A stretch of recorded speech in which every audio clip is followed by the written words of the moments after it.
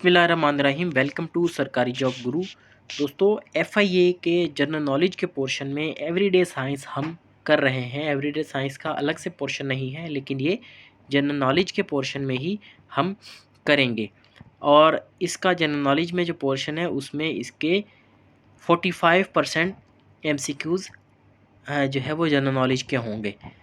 तो which blood, question number 1 है, which blood vessel has valves to prevent the back flow of blood.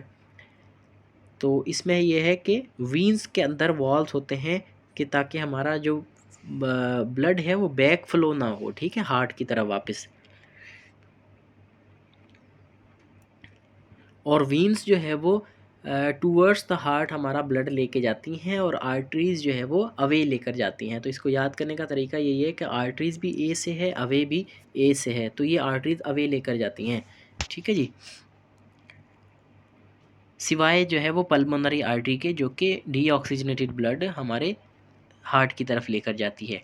बाकी सारी arteries जो है वो अवे लेकर जाती हैं ब्लड को। क्वेश्चन नंबर 2 है, the functional unit of kidney is called nephron. Nephrons हमारी किडनी के अंदर, हमारे गुर्दे के अंदर बारीक बारीक पर्दे होते हैं, छलनी की तरह होते हैं, जो कि फासल मादे जो होते हैं जो रिक्वायर नहीं होते उनको छान कर जो है वो यूरिन के ज़रिए बाहर निकाल देती हैं। क्वेश्चन नंबर 3 है, bile juice is stored in, ये गाल ब्लेडर में स्टोर होता है बाइल जूस। क्वेश्चन नंबर 4 है, which blood group contains neither A nor B antigens on red blood cells. तो ये है ओ, जो ओ पॉजिटिव और नेगेटिव दोनों। क्वेश्चन नंबर 5 है, which vitamin deficiency causes beri. तो ये विटामिन B1 जिसको थियामाइन भी कहा जाता है, तो इसकी वजह से बेरी होती है, यानी विटामिन B1, बी विटामिन, और बेरी भी बी से स्टार्ट होता है, तो ये इजी है याद करना। क्वेश्चन नंबर 6 है, विच ग्लैंड सीक्रेट्स इंसुलिन। हमारी जिस्म का कौन सा ग्लैंड है जो इंसुलिन सीक्रेट करता है, वो है पेनक्रियाज। क्वेश्चन नंबर 7 है, the SI unit of work is joule. Which law states that every action has an equal and opposite reaction? Newton's third law of motion. 9 में है, which color of visible light has the longest wavelength। ठीक है, longest wavelength जिसकी होगी वही ज़्यादा visible होगा, और ये रेड है। जो स्पेक्ट्रम होता है, कलर स्पेक्ट्रम, उसमें सबसे ज़्यादा विजिबल जो है वो रेड होता है। इसीलिए जब भी कोई ख़तरा होता है या सिग्नल रोकना होता है तो रेड कलर का दिखाया जाता है, ताकि वो दूर से विजिबल होता है, और उसकी हाई वेवलेंथ होगी जिसकी, वो उतना ही ज़्यादा विजिबल। और आखिरी जो है वायलेट, उसकी कम से कम वेवलेंथ होती है, और जिसकी वेवलेंथ ज़्यादा है उसकी फ्रीक्वेंसी सबसे कम होगी, और जिसकी वेवलेंथ कम है उसकी फ्रीक्वेंसी सबसे ज़्यादा होगी।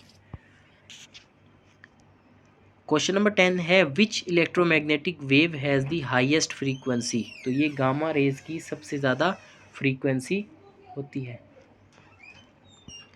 क्वेश्चन नंबर 11 है, which temperature scale has the same size degree as the Celsius scale but starts at absolute zero. तो केल्विन की भी 0 डिग्री होते हैं, सेल्सियस में भी 0 डिग्री होता है, ठीक है जी। क्वेश्चन नंबर 12 है, which metal is the lightest among the following. Lithium जो है वो सबसे ज़्यादा लाइटेस्ट है इनमें से। आयरन, लिथियम का 3 एटॉमिक नंबर होता है, ठीक है, बाकी सारे जो है वो हैवी हैं।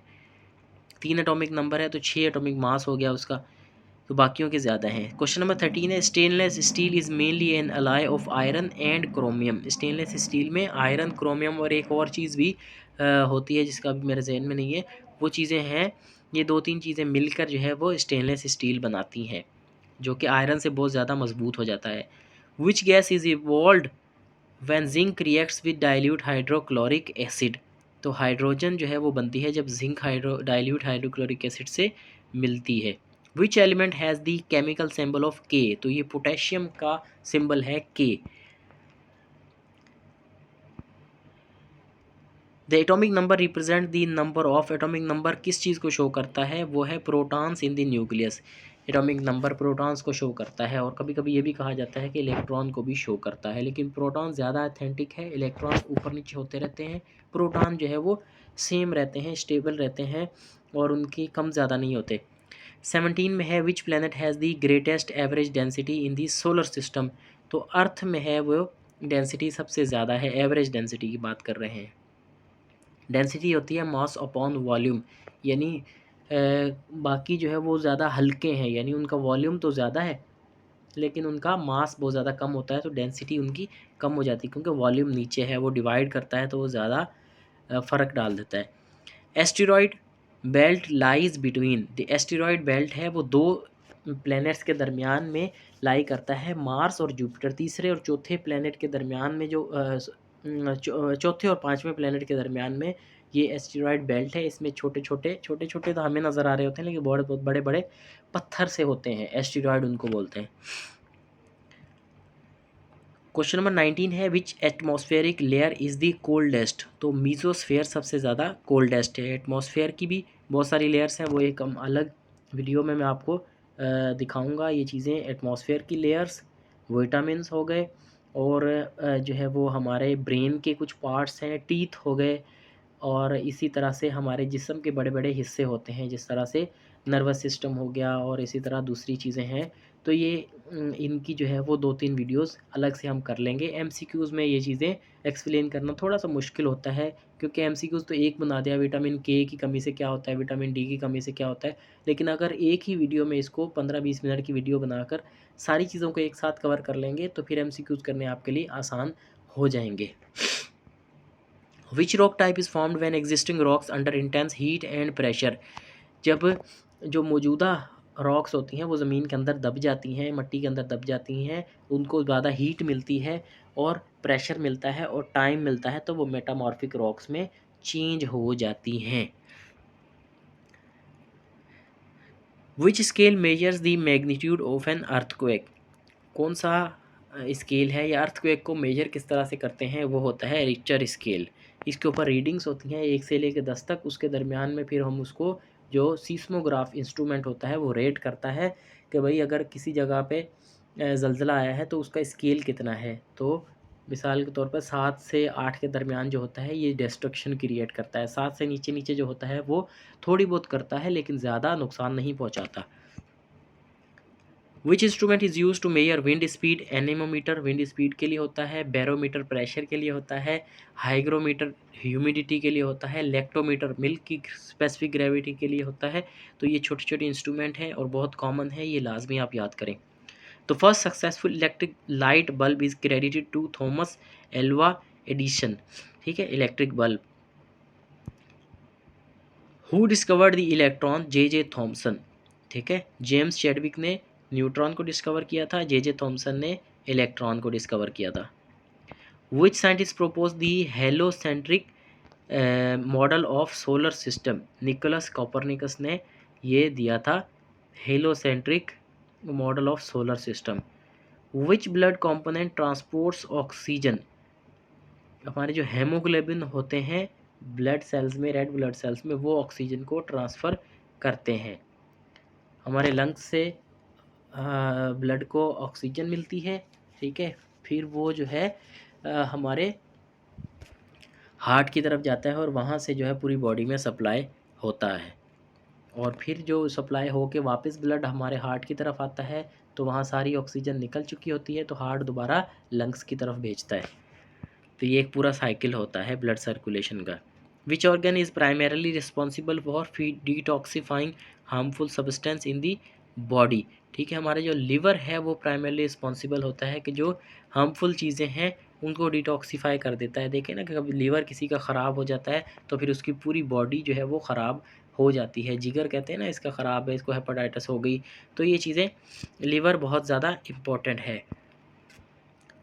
Which of the following is non renewable source of energy. ठीक है, नॉन रीन्यूएबल का मतलब ये है कि कोयला एक बार आप उसको बर्न कर देंगे तो वो दोबारा नया नहीं बनेगा, यानी जो एग्जिस्टिंग है हमारी अर्थ के अंदर, रॉक्स के अंदर, वो तो है लेकिन उतनी जल्दी वो दोबारा बनेगा नहीं।